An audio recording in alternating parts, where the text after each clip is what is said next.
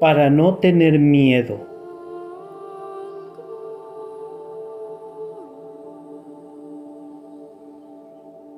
Pregunta: como ha recordado durante nuestra conversación, no fue casual que su pontificado se iniciara con un grito que tuvo y que todavía tiene en el mundo profundos ecos. No tengáis miedo. Entre las posibles lecturas de esta exhortación, ¿no cree su santidad que una podría ser esta? Muchos tienen necesidad de ser asegurados, de ser exhortados a no tener miedo de Cristo y de su Evangelio, porque temen que si se acercan a ellos, su vida se agravaría con exigencias que se ven no como una liberación, sino como un peso. Respuesta: cuando el 22 de octubre de 1978 pronuncié en la plaza de San Pedro las palabras «No tengáis miedo», no era plenamente consciente de lo lejos que me llevaría a mí y a la Iglesia entera. Su contenido provenía más del Espíritu Santo prometido por el Señor Jesús a los apóstoles como consolador que del hombre que las pronunciaba. Sin embargo, con el paso de los años, las he recordado en varias circunstancias. La exhortación «No tengáis miedo» debe de ser leída en una dimensión muy amplia. En cierto sentido, era una exhortación dirigida a todos los hombres, una exhortación a vencer el miedo a la actual situación mundial, sea en Oriente, sea en Occidente, tanto en el norte como en el sur. No tengáis miedo de lo que vosotros mismos habéis creado.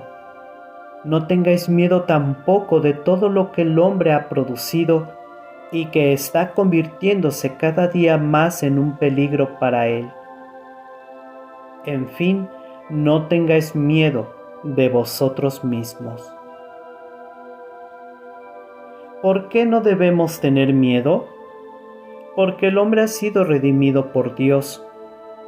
Mientras pronunciaba esas palabras en la plaza de San Pedro, tenía ya la convicción de que la primera encíclica y todo el pontificado estaría ligado a la verdad de la redención. En ella se encuentra la más profunda afirmación de aquel «No tengáis miedo». Dios ha amado al mundo, lo ha amado tanto que ha entregado a su Hijo unigénito. Confrontar Juan 3:16.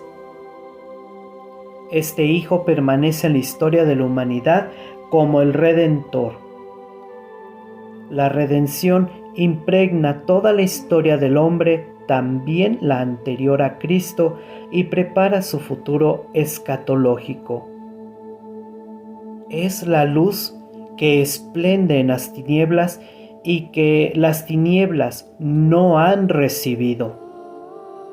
Confrontar Juan 1:5. El poder de la cruz de Cristo y de su resurrección es más grande que todo el mal de que el hombre podría y debería tener miedo.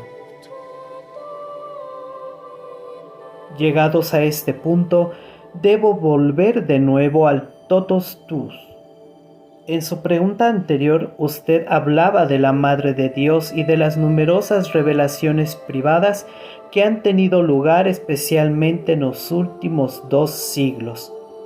Al responder, he explicado de qué modo la devoción mariana se ha desarrollado en mi historia personal, empezando por mi ciudad natal, pasado por el santuario de Calvaria, hasta Yasnagura. Yasnagura entró en la historia de mi patria en el siglo XVII como una especie de «no tengáis miedo», pronunciado por Cristo por boca de su madre. Cuando el 22 de octubre de 1978 asumí la herencia romana del ministerio de Pedro, sin duda llevaba profundamente impresa en la memoria, en primer lugar, esta experiencia mariana de mi tierra polaca. No tengáis miedo, decía Cristo a los apóstoles. Lucas 24:36. Y a las mujeres, Mateo 28:10, después de la resurrección.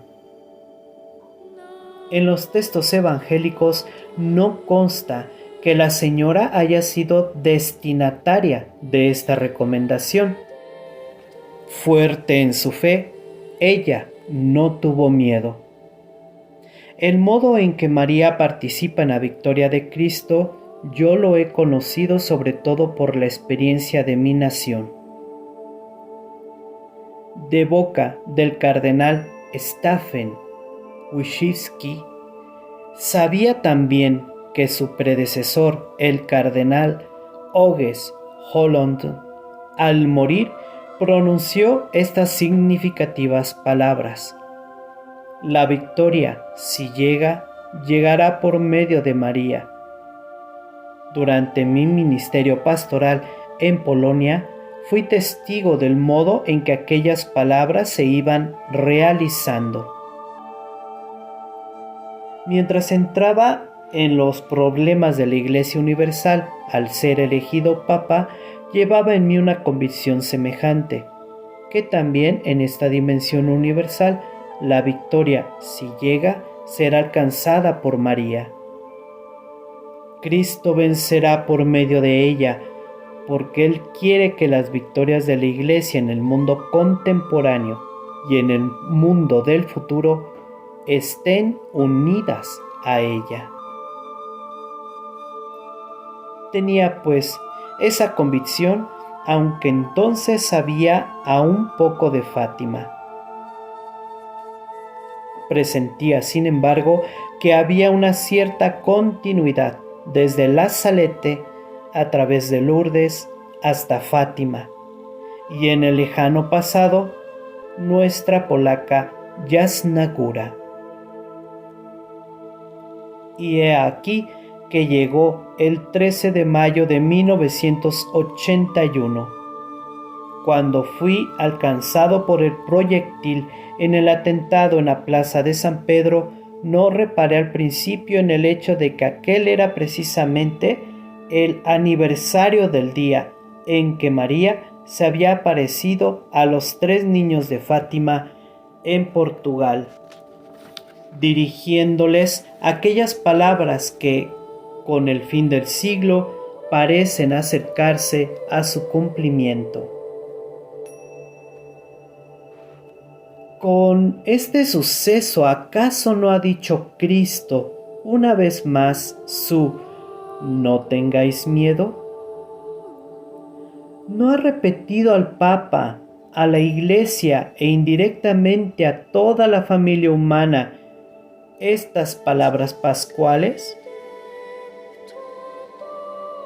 Al finalizar este segundo milenio, tenemos quizá más que nunca necesidad de estas palabras de Cristo resucitado: no tengáis miedo.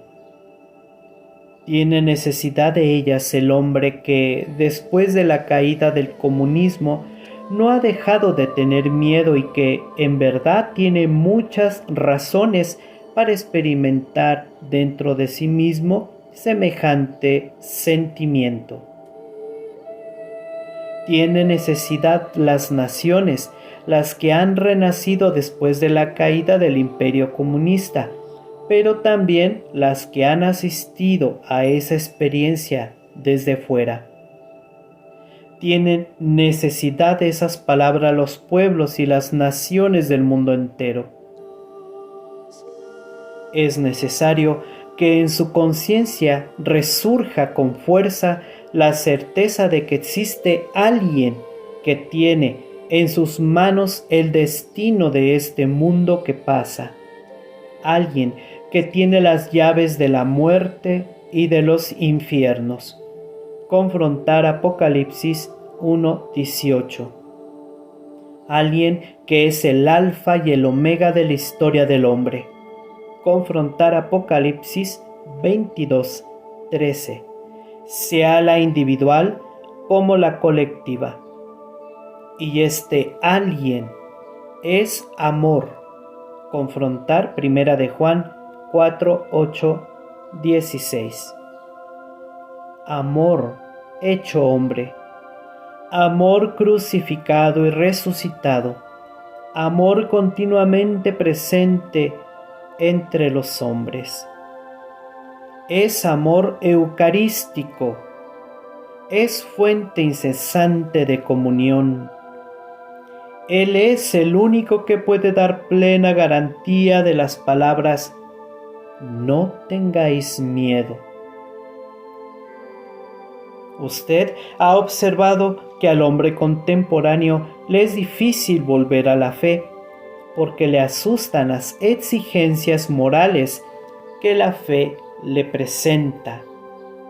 Y esto, en cierto modo, es verdad. El Evangelio es ciertamente exigente.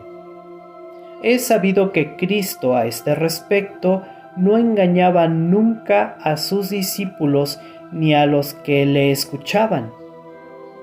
Al contrario, los preparaba con verdadera firmeza para todo género de dificultades internas y externas, advirtiéndoles siempre que ellos también podían decidir abandonarle. Por tanto, si Él dice, "no tengáis miedo", con toda seguridad no lo dice para paliar de algún modo sus exigencias. Al contrario, con estas palabras confirma toda la verdad del Evangelio y todas las exigencias en él contenidas. Al mismo tiempo, sin embargo, manifiesta que lo que él exige no supera las posibilidades del hombre. Si el hombre lo acepta con disposición de fe, también encuentra en la gracia que Dios no permite que le falte la fuerza necesaria para llevar adelante esas exigencias. El mundo está lleno de pruebas de la fuerza salvífica y redentora que los evangelios anuncian con mayor énfasis que aquel con que recuerdan las obligaciones morales. ¿Cuántas son en el mundo las personas que atestiguan con su vida cotidiana que la moral evangélica es hacedera? La experiencia demuestra que una vida humana lograda no puede ser sino como la de esas personas. Aceptar lo que el Evangelio exige quiere decir afirmar la propia humanidad completa, ver en ella toda la belleza querida por Dios, reconociendo en ella, sin embargo, a la luz del poder de Dios mismo, también sus debilidades. Lo que es imposible a los hombres es posible a Dios. Lucas 18:27. Estas dos dimensiones no pueden estar separadas entre sí. De una parte, las instancias morales propuestas por Dios al hombre, de la otra, las exigencias del amor salvífico, es decir, el don de la gracia al que Dios mismo, en cierto sentido, se ha obligado. ¿Qué otra cosa es la redención de Cristo sino esto? Dios quiere la salvación del hombre, quiere el cumplimiento de la humanidad según la medida por él mismo pensada, y Cristo tiene derecho a decir que el yugo que nos pone es dulce y que su carga, a fin de cuentas, es ligera. Confrontar Mateo 11:30. Es muy importante atravesar el umbral de la esperanza, no detenerse ante él, sino dejarse conducir. Pienso que a esto se refieren las palabras del gran poeta polaco Cyprian Norwid, que definía así el principio más profundo de la existencia cristiana: no detrás de sí mismo con la cruz del Salvador, sino detrás del Salvador con la propia cruz. Se dan todas las razones para que la verdad de la cruz sea llamada buena nueva.